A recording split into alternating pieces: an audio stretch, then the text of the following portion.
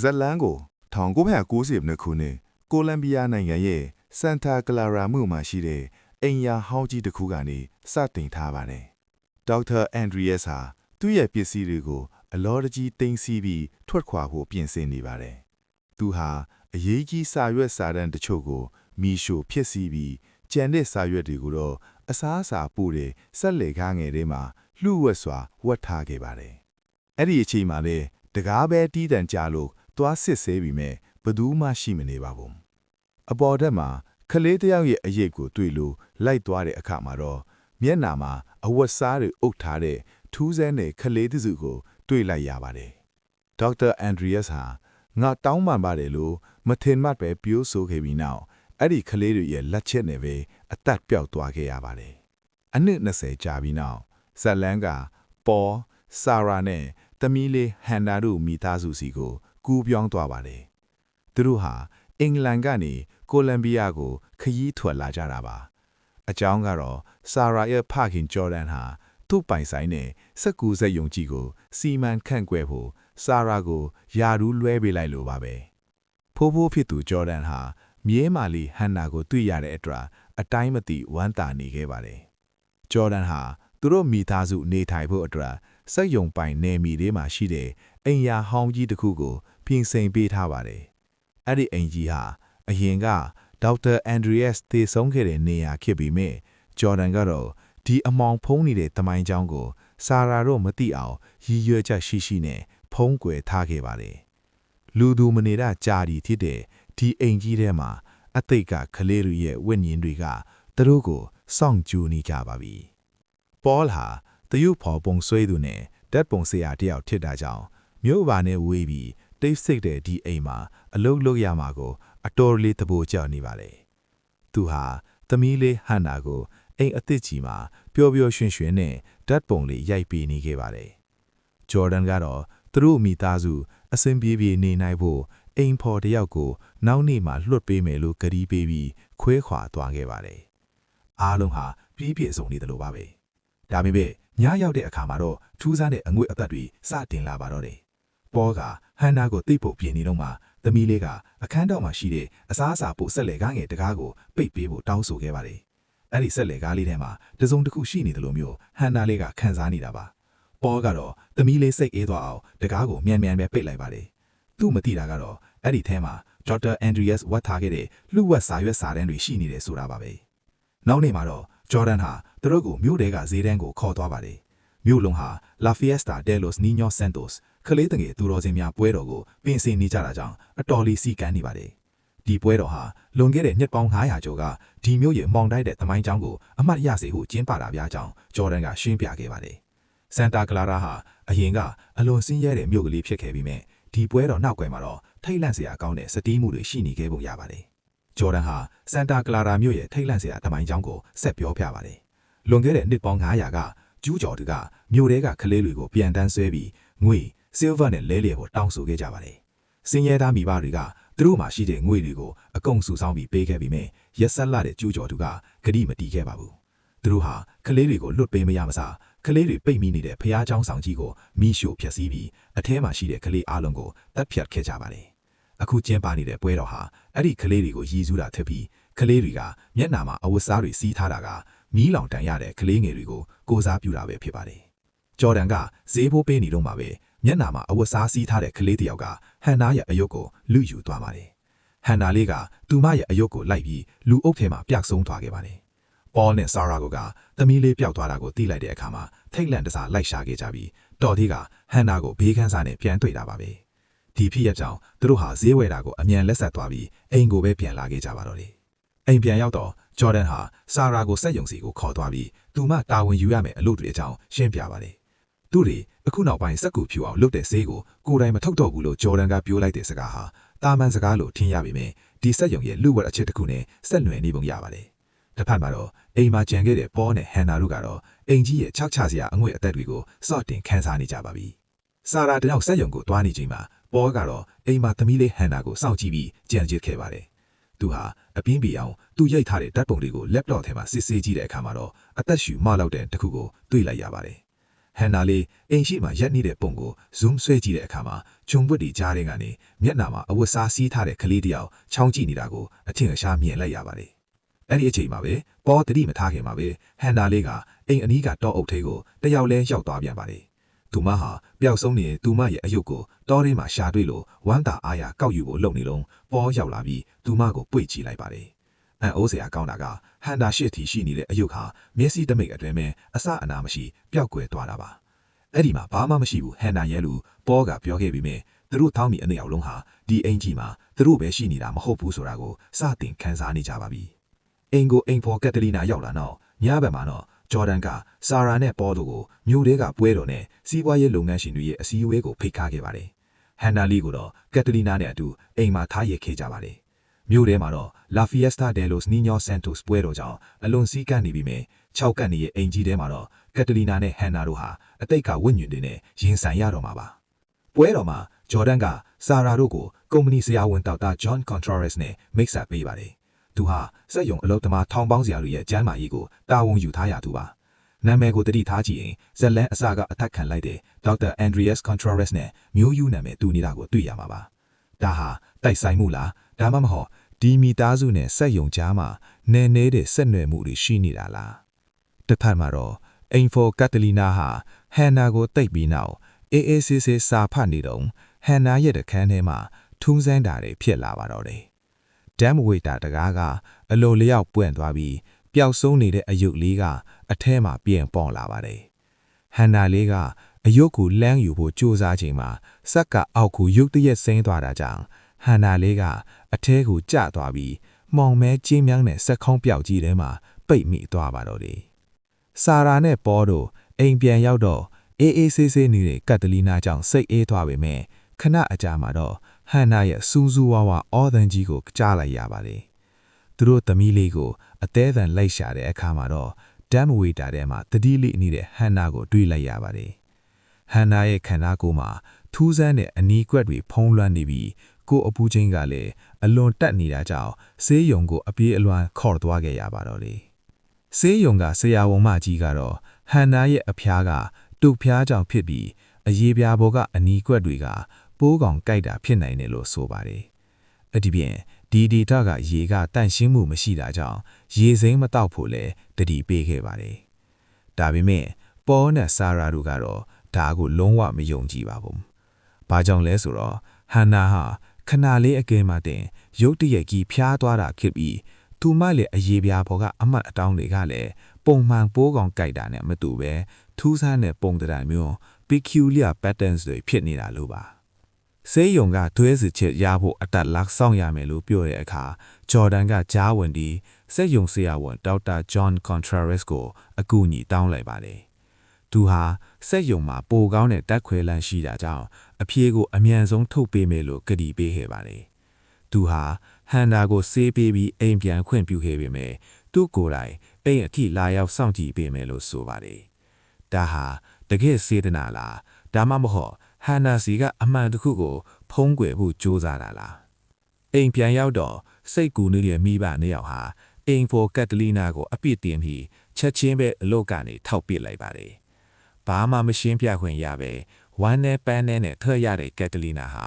နောက်ဆုံးအနေနဲ့သူတို့ကိုတတိပေးကစားပြောသွားတယ်ပါတယ်ဒီအိမ်မှာတခုခုရှိနေတယ်တယုတ်တတိတ်တွေလိုထူးဆန်းတဲ့အငွေ့ဓာတ်တွေရှိနေတယ်လို့သူမကပြောသွားခဲ့တာပါအခုဆိုရင်ဟန်နာကိုကာကွယ်ပေးမယ်သူမရှိတော့ပဲပေါ်နဲ့ဆာရာတို့ဟာအမောင်ထုထဲမှာသူတို့ကြီးတဲ့ကြံရစ်ခဲ့ပါပြီရက်အနှဲငယ်ကြာလာပြီမဲ့ဟန်နာရဲ့အခြေအနေဟာတိုးတက်မလာပဲတနေ့လုံးအိပ်ပျော်နေပါတော့တယ်။စက်ရုံဆရာဝန်ဂျွန်ကဟန်နာရဲ့သွေးစစ်ချေရလက်တွေကိုယူလာပေးခဲ့ပါတယ်။သူ့ရဲ့အစီရင်ခံစာအရဟန်နာမှာအစာကြေစနစ်ကိုထိခိုက်စေတဲ့ virus တစ်မျိုးရှိနေတယ်လို့ဆိုပါတယ်။ဂျွန်ကဆေးအသစ်တစ်မျိုးထပ်ပေးခဲ့ပြီးဒီဆေးကိုတောက်ရင်၄ရက်အတွင်းပြန်ကောင်းလာလိမ့်မယ်လို့ဆာရာကိုအာမခံခဲ့ပါတယ်။တစ်ဖက်မှာလည်းဆာရာရဲ့အဖေဂျော်ဒန်ကစီးပွားရေးကိစ္စနဲ့S ပေါင်လိုကိုတွားဖို့ပြင်ဆင်နေပြီးစက်ရုံတာဝန်အားလုံးကိုဆာရာစီလွှဲရက်ခဲ့ပါတယ်။ဒါပေမဲ့အဲ့ဒီညမှာပဲဟန်ငါရဲ့အခြေအနေကအဆိုးဆွားဆုံးကိုရောက်သွားပါတော့တယ်။ဂျွန်ပေးတဲ့ဆေးတွေကဘာမှအကျိုးမထူတဲ့အပြင် ဟန်နာရဲ့အရေးပြပေါ်ကအနီကွက်တွေဟာပူပြီးပြင်းထန်လာပြီးမီးလောင်တန်းရတွေလိုမျိုးအနာဖေးတွေအဖြစ်ပြောင်းလဲသွားပါတော့တယ်။ဒါဟာရိုးရိုးဗိုင်းရပ်စ်မဟုတ်တော့ဘူးဆိုတာပေါနဲ့ဆာရာတို့ရေးမိသွားပြီးသမီးလေးကိုအင်္ဂလန်ကိုအမြန်ဆုံးပြန်ခေါ်သွားဖို့ဆုံးဖြတ်လိုက်ကြပါတယ်။ညာနေပိုင်းမှာဆာရာကစိတ်ငြိမ်အောင်လက်ဖက်ရည်ဖျော်ဖို့မီးကိုကြောင်ကိုဆင်းသွားချိန်မှာတအိမ်လုံးကမီးတွေရုတ်တရက်ငိမ့်သွားပါတော့တယ်။ပေါတယောက်အမောင်လဲမှာဟန်နာကိုကြည့်လိုက်တဲ့အခါမှာတော့သူ့ရဲ့တကိုယ်လုံးတုန်လှုပ်သွားရပါတယ်။ကုရင်ပေါ်မှာအာအင်ကုန်ခံပြီးလဲလျောင်းနေခဲ့ဟန်နာလီဟာအခုတော့လုံးမကိုထူးဆန်းပြီးကြောက်စရာကောင်းတဲ့ပုံစံမျိုးနဲ့ပြောင်းလဲနေတာကိုတွေ့လိုက်ရလို့ပါပဲ။ပေါတယောက်အမောင်ထဲမှာမြင်လိုက်ရတဲ့မြင်ကွင်းကတော့တကယ်ကိုတွေးပြစ်စရာပါပဲ။ကုရင်ပေါ်တာဟန်နာလီဟာမျက်နှာဖြူးဆုပ်နေပြီးပွဲတော်ကကလေးတွေလိုပဲမျက်နှာမှာအဝတ်စည်းတွေစီးထားပါတယ်။ထူးမဟာဥက္ခဆိုတဲ့စကားလုံးကိုပဲအထက်ရွတ်ဆိုနေခဲ့ပါတယ်။အဲ့ဒီအချိန်မှာပဲအင်္ဂပြင်ဘက်ကနေဟန်နာရဲ့အစစ်အမှန်အော်တန်ကြီးကိုကြားလိုက်ရပါတယ်။ပေါနဲ့ဆာရာတို့ပဒင်းပေါက်ကနေကြီးလိုက်တဲ့အခါမှာတော့အဝတ်စီးထားတဲ့ကလေးတစုဟာဟန်နာလေးကိုဝိုင်းထားပြီးတောအုပ်ထဲကိုဆွဲခေါ်သွားတာကိုမြင်လိုက်ရပါတော့တယ်။သူတို့ဇနီးမောင်နှံဟာတောထဲကိုအသေးအတန်းလိုက်ရှာပြီးမဲ့မှောင်မဲနေတဲ့တောအုပ်ကြီးထဲမှာခြေရာဖြောင့်သွားတဲ့ကလေးတွေကိုမမီတော့ပါဘူး။ရဲတွေကိုအကြောင်းကြားပြီးဆာရာကသူမအဖေဂျော်ဒန်ကိုလည်းဖုံးဆက်အကူအညီတောင်းခဲ့ပါတယ်။ဒါပေမဲ့ရဲတွေကတော့တောအုပ်ကကျဲလွန်းကကြောင့်ရှာဖွေဖို့အချိန်ယူရမယ်လို့ပဲပြောခဲ့ပါတယ်။ပေါကတော့ဒီတိုင်းထိုင်ဆောင်မနိုင်တော့ဘူး။ကက်တလီနာတတိပေးခဲ့တဲ့တရေတစိတ်ချိုတဲ့စကားကိုပြန်တတိရမီသူမစီကနေအပြေရှာဖို့ညာတွင်ချင်းပဲထွက်လာခဲ့ပါတော့တယ်။ကက်တလီနာရဲ့အိမ်ကိုရောက်တဲ့အခါပေါကဖြစ်ပျက်သမျှကိုရှင်းပြပြီးကလေးတွေရွတ်ဆိုနေတဲ့အိုခါဆိုတဲ့စကားလုံးအကြောင်းကိုမေးမြန်းခဲ့ပါတယ်။ဒီစကားလုံးဟာရိုးရိုးစကားမဟုတ်ပဲ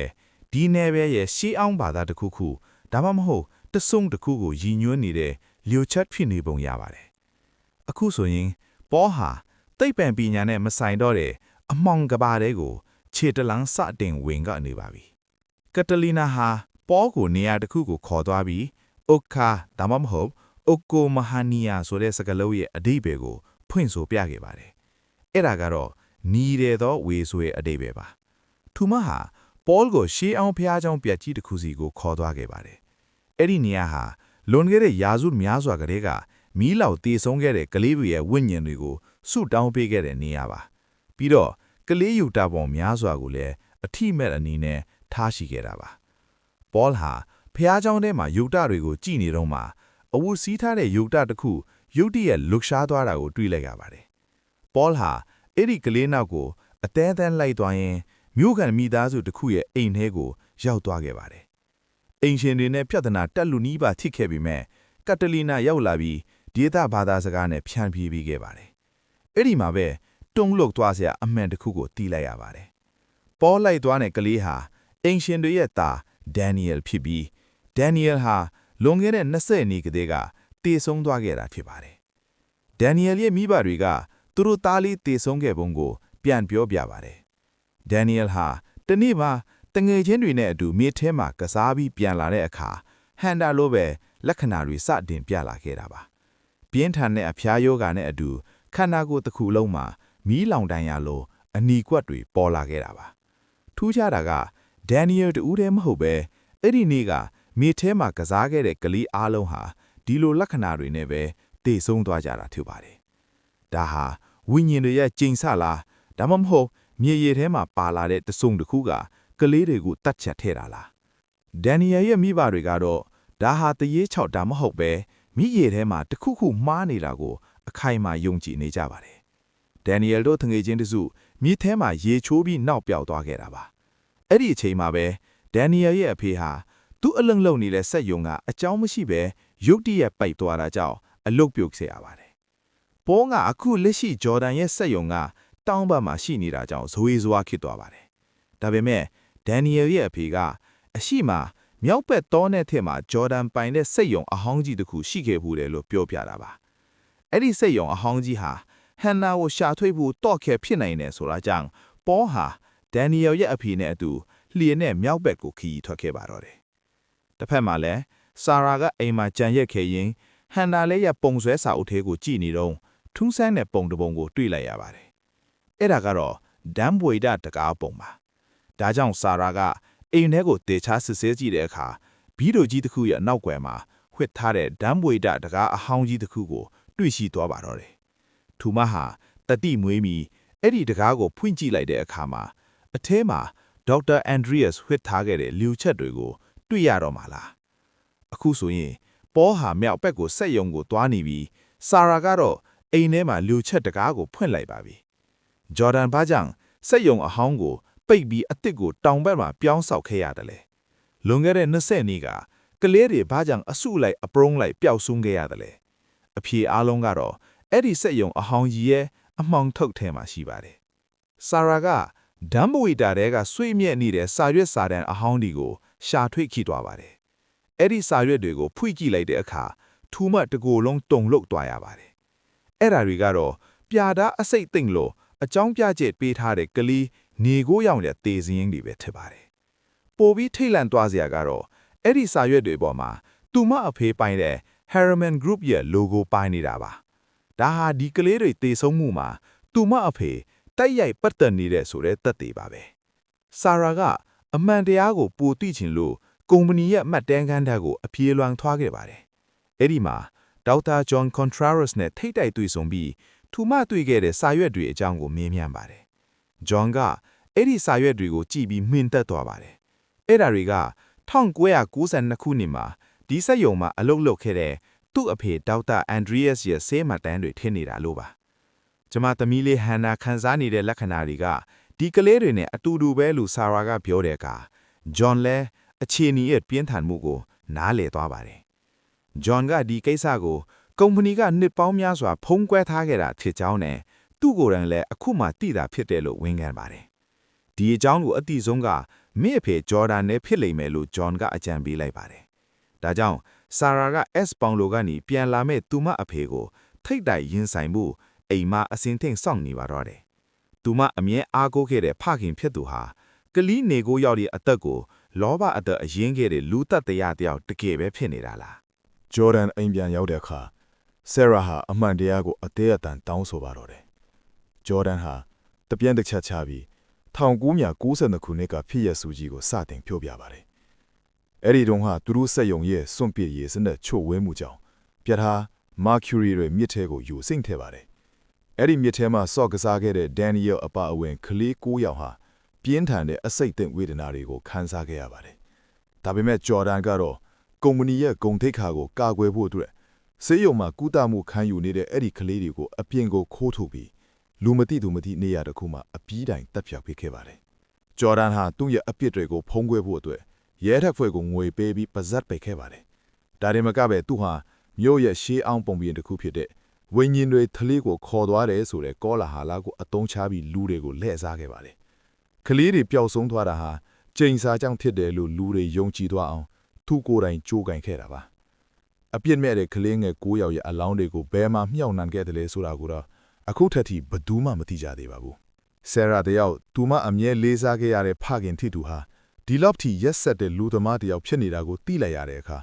ကဘာကြီးတစ်ခုလုံးပြိုကျသွားတယ်လို့ခံစားလိုက်ရပါတယ်။ဂျော်ဒန်ဟာသူ့ရဲ့ဂုဏ်သိက္ခာအတွက်ကလေး9ယောက်ရဲ့မိဘတွေကိုပါဘဝပြတ်အောင်လုပ်ခဲ့တာပါ။ဒါဆိုရင်အခုဟန်နာလေးပျောက်သွားတာကတော့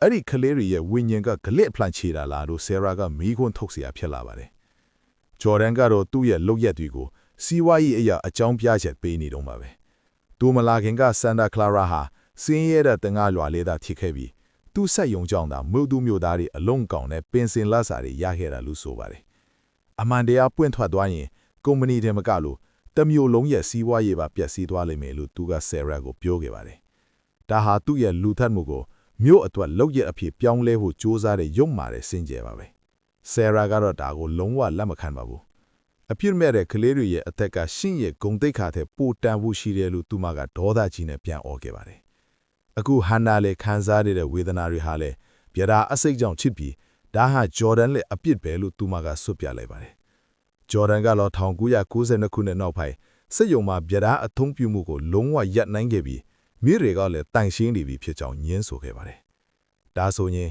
ဟန်နာလီဘာကြောင့်ဒီလိုဖြစ်နေရတယ်လဲ ဆယ်ရာရဲ့စိတ်ထဲမှာအဖြစ်တစ်ခုပဲရှိတော့ပါတော့တယ်အဲ့ဒါကတော့ပြဒါအစိတ်ကြောင့်တေဆုံးခဲ့တဲ့ကလေး9ယောက်ရဲ့ဝိညာဉ်တွေဟာမငြိမ်ချမ်းနိုင်ပဲသူတို့ခံစားခဲ့ရတဲ့မတရားမှုအတွက်တရားမျှတမှုဆိုတဲ့လက်စားချီတဲ့နီးနဲ့တောင်းဆိုနေကြတာပါပဲဟန်နာလေးဟာအဲ့ဒီကလေးတွေရဲ့ဝိညာဉ်နဲ့အမှန်တရားကြားမှာဆက်သွယ်ရေးတရားတစ်ခုဖြစ်နေတာလားဆယ်ရာရဲ့တုံရီနေတဲ့မေးခွန်းကြောင့်ဂျော်ဒန်ဟာနောက်ဆုံးမှတော့ကလေးတွေရဲ့အလောင်းကိုဖျောက်ထားတဲ့နေရာစီကိုလိုက်ပို့ဖို့ဆုံးဖြတ်လိုက်ပါတယ်အဲ့ဒီနေရာကတော့မြောက်တော်တောနယ်ထဲကစက်ယုံဟောင်းကြီးပဲဖြစ်ပါတယ်စက်ယုံကိုရောက်တဲ့အခါဟန်နာရဲ့အယုတ်လေးကိုမြေကြီးပေါ်မှာတွေ့လိုက်တဲ့အတွက်ဆယ်ရာတယောက်သမီးလေးဒီအနားနယ်မှာရှိနေပြီဆိုတာကိုအသေးအချာသိလိုက်ရပါတယ်ဒူမန်နဲ့ဂျော်ဒန်တို့ဟာသမီးလေးကိုရှာဖို့လမ်းခွဲလိုက်ကြပြီးဆယ်ရာဟာအဲ့ဒီမှာပဲအရင်ရောက်နေတဲ့ပေါလ်နဲ့မထင်မှတ်ပဲဆုံခဲ့ကြပါတယ်တစ်ဖက်မှာတော့စက်ယုံရဲ့လမ်းကြောင်းတွေကိုအကျွမ်းကျင်ဆုံးထက်တဲ့ဂျော်ဒန်ဟာစွန့်ပစ်ရေးစီးဆင်းခဲ့တဲ့လွိုင်ကောင်းဟောင်းတွေထဲမှာအရှိန်နဲ့သွားနေပါတယ်ဒါပေမဲ့ရုတ်တရက်သူတက်ခဲ့တဲ့ကလေး9ယောက်ရဲ့ဝိညာဉ်တွေကသူ့ရှေ့မှာပိတ်ဆို့ပေါ်လာပါတော့တယ်အဲ့ဒီဝိညာဉ်ကလေးညွန့်တွေဟာသူတို့ကိုယ်ပေါ်ကပတ်တီးတွေကိုတစ်ခေတ်ဖျက်ချလိုက်တဲ့အခါပြဒါအစိမ့်နဲ့မီးလောင်တန်းရတွေကြောင့်ခောက်မတ်စရာပျက်စီးနေတဲ့သူတို့ရဲ့ခန္ဓာကိုယ်တွေကိုဂျော်ဒန်တယောက်မျက်ဝါးထင်ထင်မြင်လိုက်ရပါတယ်ကလေးတွေဟာဂျော်ဒန်ကိုစတင်တိုက်ခိုက်ပြီးသူတို့မိဘတွေကိုလက်စားခဲ့တော့ပြင်းထန်တဲ့အပြစ်ပြင်မှုကိုစတင်ပါတော့တယ်ဂျော်ဒန်ဟာဒူးထောက်ကြပြီးသူ့ရဲ့အပြစ်တွေကိုငိုယိုကဝန်ခံပါတော့တယ်ငါကုမ္ပဏီဂုံတိတ်ခါအတွက်နဲ့ငါမားခဲ့ပါတယ်တောင်းပန်ပါတယ်ဆိုတဲ့စကားကိုအကျဉ်းချင်းပြောနေခဲ့ပါတယ်အဲ့ဒီအချိန်မှာပဲအမောင်ထောင်တစ်ခုမှတတိလက်နေတဲ့ဟန်နာလေးကိုသူတွေ့သွားခဲ့ပါတယ်ဂျော်ဒန်ဟာမြေမလေးကိုပွေ့ချီရင်းနဲ့တောင်းပန်ပါတယ်မြေမလေးရဲ့လို့တိုတိုလေးပြောလိုက်တဲ့ခဏမှာပဲထူးခြားတဲ့အလင်းတန်းတီနဲ့အတူတခုခုစတင်ပြောင်းလဲလာပါတော့တယ်ဟန်နာလေးရဲ့ခန္ဓာကိုယ်ထဲကအဆိပ်ရှိတဲ့ဗျာဒာမာကျူရီဆက်လီတွေဟာအသက်ဝင်လာတယ်လို့မျိုးအရေးပြာပေါ်ကနေတဖြည်းဖြည်းစိတ်ထွက်လာပါတော့တယ်ထူးခြားတာကအဲ့ဒီအစိတ်တွေဟာတူမကိုပွဲ့ချီနေတဲ့ဂျော်ဒန်ရဲ့ခန်းစာကိုယ်တွေကိုတစ်စက်မကြံကွာပြောင်းဝင်သွားခဲ့တာပါ